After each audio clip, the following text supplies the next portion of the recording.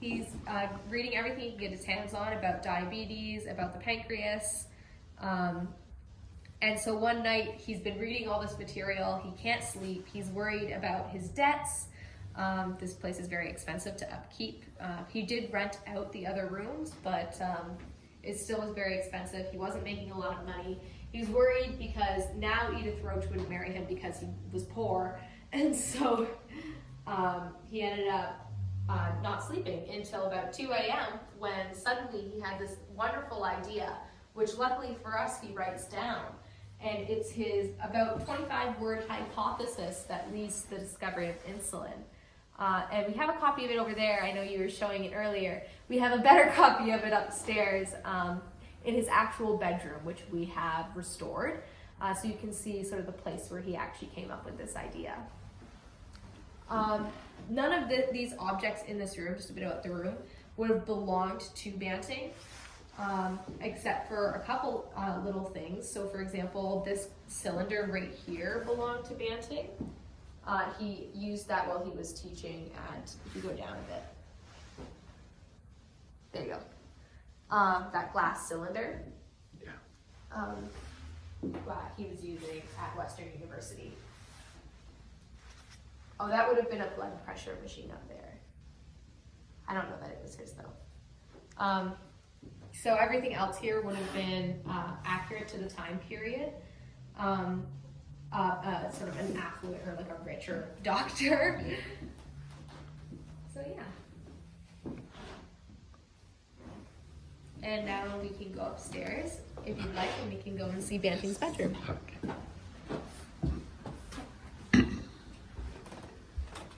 So these windows here are actually original to the home.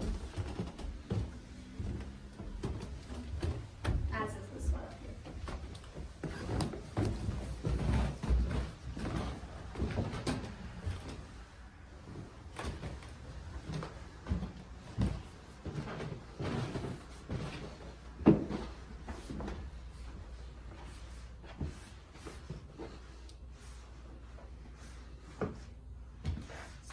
Banting's bedroom and the last room that he occupied while he was living in this house. The floor and the walls have been restored to how they would have looked during Banting's time. And this bed did once belong to Banting. So the metal frame belonged to him. I believe we got it from a family cottage. And the mattress, of course, was not his, but the frame was, which I think is really awesome.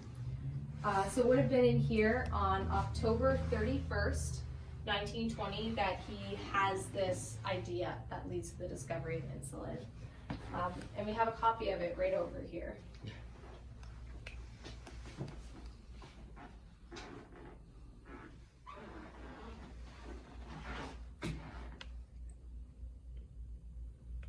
And so this reads, you can see he didn't realize what day it was because he scratches it out because it's actually 2 a.m. So it is the 31st instead of the 30th.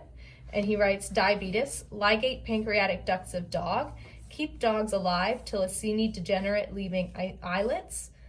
Try and isolate the internal secretions of these and relieve glycosuria, which is a bunch of fancy medical words that essentially means that he's going to cut out part of the pancreas of a dog, and he is going to look for the islets of Langerhans, which had been discovered previously, and he's going to isolate the secretions coming from them, because he believed that whatever was coming from these clusters of cells, the islets, whatever was coming from them could treat glycosuria, which is sugar in the urine, which is one of the many symptoms of diabetes.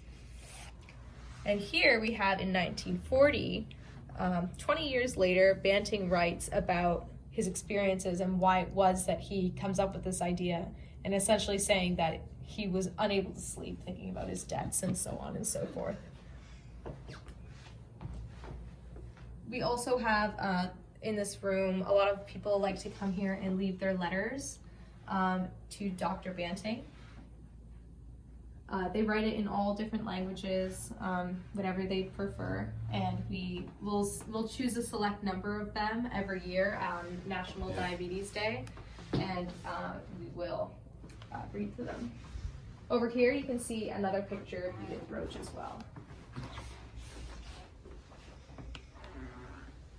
So him and Edith Roach never actually got married.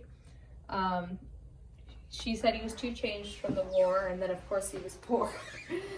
Mind you, then he goes on to discover insulin. He's not so poor then, but yeah.